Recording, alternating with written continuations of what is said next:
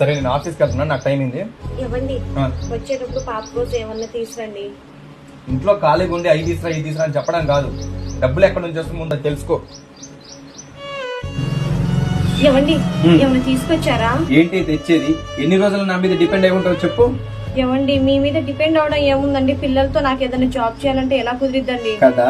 నీకు చేత కానప్పుడు నేను తెచ్చేంత వరకు ఓపికగా ఉండాల్సిందే, అర్థమైంది కదా. ఇతనేంటి ఇంట్లో ఏదో ఖాళీగా ఉన్నట్టు మాట్లాడుతున్నారు?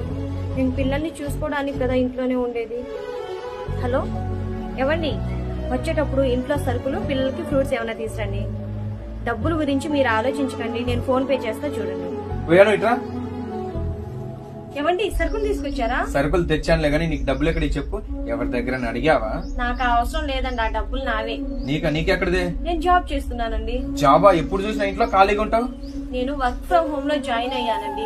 ఇది ఇంట్లోనే ఉండి వర్క్ చేసుకుంటూ నెలకి 20,000 నుంచి 40,000 వరకు అయితే సంపాదించుకోవచ్చండి. అవునా? దీని క్వాలిఫికేషన్? ఇందులో క్వాలిఫికేషన్ ఏం అవసరం లేదు. 10th ఇంటర్ డిగ్రీ చేసి ఖాళీగా ఉంటున్న వాళ్ళకి, ప్రస్తుత ఆదాయం సరిపోక ఇబ్బంది పడుతున్న వాళ్ళకి, ఇంకా నాలాగా గృహిణులకు ఇది ఒక మంచి అవకాశం అండి. ఇదైతే ఫేక్ కాదు, 100% రియల్ అండ్ జెన్యూన్ కంపెనీ.